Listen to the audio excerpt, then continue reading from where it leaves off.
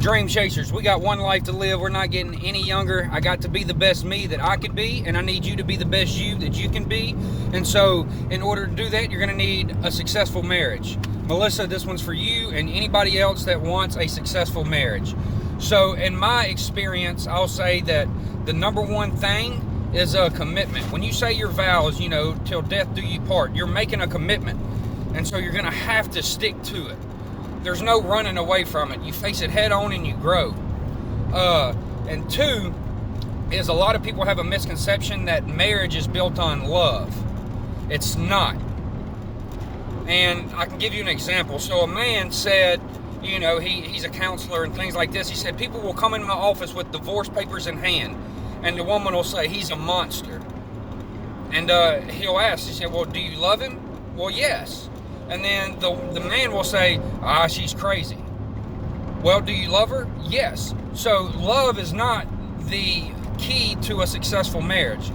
I believe the key to a successful marriage is found in Proverbs when it says a house is built on knowledge, its pillars are understanding, and the treasures within the home is wisdom. And so knowledge is simply information. It's the information that you gather from your spouse, figuring out what they like, what they don't like, the things they like to do, some things they don't like to do. For instance, one thing that I don't like is a dirty sink. For some reason, that's just one of my things. And so if there's a loogie or, some toothpaste left in the sink, it bothers me. So my wife and myself, like I clean the toilet. One thing for my wife is leave the toilet seat down. And so every time I use the restroom, I put the toilet seat back down. And it's just become habit. But those are just small things of information that you gather from your spouse.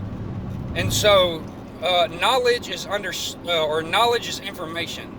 Understanding your pillars is being able to comprehend the information that you're given.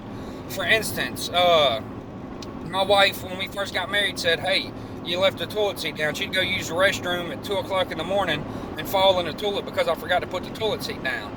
Well, luckily, only a few times doing that, I was able to comprehend the information she was giving me to say, hey, I need to put the toilet seat down. I understand that. And then the last one is wisdom. So you have knowledge, which is the foundation, the information that you're gathering from each other to work together as a team. Understanding is the comprehension of the information you're gathering, of the knowledge you're gathering, and wisdom is the ability to put your comprehension of your knowledge to action. See, my wife kept falling in the toilet. I understood that I needed to start putting the toilet seat down, so I started putting the toilet seat down. I haven't had a problem with that in forever.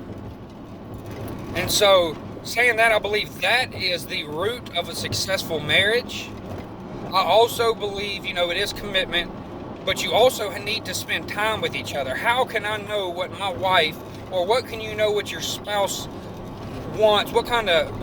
If you're not spending any time with your spouse, you're not able to gather information about them. See, something in my life right now is my wife is telling me, she's giving me information saying, hey, I need help around the house. I feel like I'm doing it all. And so I comprehended that. I got an understanding of the information she was giving me. And so for the last few days, the first thing I do when I get home is, hey, what can I help you with? And so, but if I'm not spending time with her, and also if I'm not communicating with her, or she's not communicating with me, there's not any information given. And so she actually said, and I've said it too, and I'm sure y'all have experienced it, to when you have something that your spouse isn't doing or is doing that you don't agree with, and you let it build up over time, and finally you blow up. That's because you are not communicating the information that you need to, so they can get an understanding, or you can get an understanding and use wisdom to put that understanding into practice. And so I believe that is how you build a successful marriage. It's not on love, because you can love a lot of things. You can love your spouse, but if you aren't communicating and sharing information with each other in order to grow, because at the end of the day, I've come to learn that my wife is my number one team player. I'm building a team. The friends you associate with, that's your team. And she's my number one go-to player. And so if I'm not communicating with my LeBron James or with my Kobe Bryant, they're not going to know the plays, and vice versa. I'm her Kobe Bryant, I'm her Michael Jordan. And if she's not communicating the plays, or she's telling me the plays, but I'm not either comprehending them or I'm not doing what she's telling me, we're going to have a bad team. And also, talking about teamwork is, in baseball, you know, you have a pitcher and, say, somebody in the outfield or a shortstop. In the major leagues, the team manager or the coach doesn't focus on the pitcher hitting home runs. They focus on their pitching abilities. They know what they're good at, and so they practice that pitching. So, for instance, the guy in left field couldn't probably pitch an inning, but he can hit home runs. And the same thing for the pitcher. He can pitch, but he can't hit home runs. And so y'all are different. And it's two becoming one. And so that's how you build a good team, is you figure out who's good at what. Like, my wife is a great organizer, a great planner, a great administrator.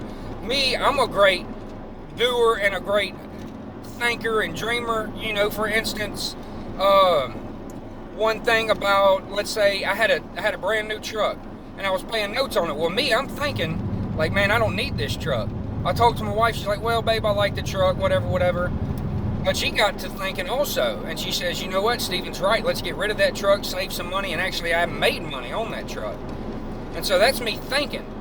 But see, she organizes and administrates all of the kids' birthday parties and things like that. So I let her take that, and she lets me do the thinking on a lot of things. She comes to me and she says, you know, I give her an idea. She says, you know what, Steven, I've learned to trust you. And so we work as a team, and we're constantly working. We're constantly growing. And so anyhow, I wanted to make a short video because I wanted to hold firm to my promise that I would make a video, and I hope this is helpful. So just to recap on what I said is, love isn't the foundation. Knowledge, understanding, and wisdom is the keys to a successful marriage. You have to be a great team in order to be a winner, to be successful.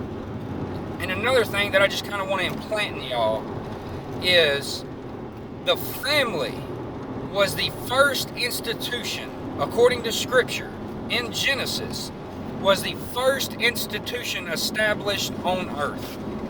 There was a family before there was an Applebee's or before there was anything else. God created man. Man had to work before he got the woman, but when he got the woman, they became a family. And that is the reason I believe that there's so much crime today, is because there's broken families, there's broken marriages, and it's facts, because there's more divorce today than there was, 50 years ago. Because people back then were committed. It may have been a horrible marriage. And also, I just believe that the structure of a family is important. The reason that they're building more jails and crime rates going up is because of a broken family system. And so if we will apply knowledge, understanding, and wisdom to our life and to our family life, we communicate and we work as a team, it'll be awesome. That's how I believe you'll have a successful marriage. And I know, because I've started putting these things into practice and my marriage has gotten better. There's been rough times and hard conversations, but it's getting better. It's growing better. Also, the last thing I'm going to say is, before me and my wife got married, we were at a restaurant because my friend was working there, and we sat down, and there was a man next to us, and he asked my wife, he said, do you want to marry this man? And she said, yes, I would like to marry this man. And he said, okay, just to give you a heads up, the main two things people argue about in marriage is finance and spirituality. And so you're going to have to learn to have them hard conversations about those two topics. You're going to have to learn how to have hard conversations regardless. Because remember, y'all are two different people. Y'all have two outlooks on maybe one option. And so y'all are going to have to learn how to have hard conversations to meet in the middle. So, but that's it. I love you guys. If this has helped you any, drop a comment. Maybe you can give some input, and also share this with your friends in case, there may be somebody else struggling, or maybe somebody else wanting to get married. And so I appreciate you guys. I love you. The few that do watch my videos, thank you so much for your support. And let's go get it. Let's have the best marriage we can. Love you guys.